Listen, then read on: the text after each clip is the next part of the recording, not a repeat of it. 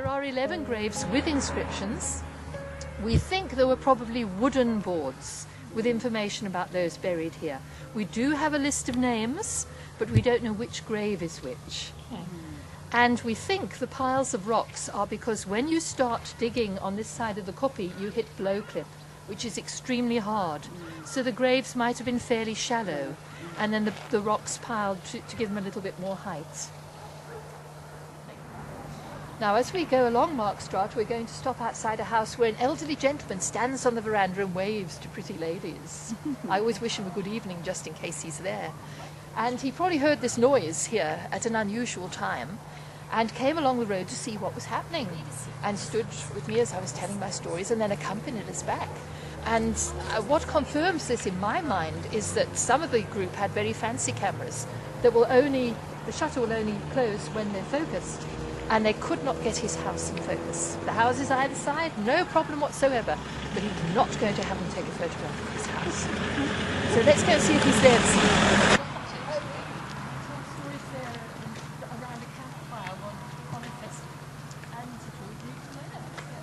If you look at the turret of the tower, then have a look at the gate posts a little bit further along, and then at the corner post of the plaster wall, which was built connecting the front and the back fences, you will notice that they all match. They did things properly in those days. So 1885, the fence. 10 years later, they had a wonderful dominee here. His name was Adrian Hofmeier. And Adrian wanted to get an organ installed in the church. He went round to all the congregations and said, come on, how much are you going to give me towards the organ? And eventually he had about half the amount he needed. And then the Littock family, who still farm in the district, said, we'll pay the balance, provided Annie can be the church organist. Annie was the youngest daughter.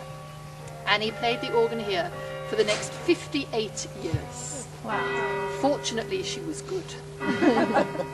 It's a splendid organ. The clock chimes every quarter hour. Let's carry on. The skies here, the lights, the air, the clean air. And he was a holy terror on the roads. When people saw him coming, they got out of the way. And there's a lovely story about his driving along Markstraat one evening and turning to... And she said, Zag, if I wasn't a Christian woman, I would have used some very bad language when you tried to run me over. And he said, woman, you think you got a fright? And he showed her his pipe. And he had bitten right through the skin. Elsa Tzadda, how come Prince Albert's got so many ghosts and spirits? Ah, well, I have a theory about that. I think Prince Albert's too good a place to leave, and so they continue to stay here. And that's why we only have a couple of sinister ghosts, because most people are quite happy and settled, and so the ghosts are quite friendly here. How often do you do this tour? Whenever I have a booking, and all my details are available through the Tourism Bureau and on our web. And your website is? www.patourism.coza.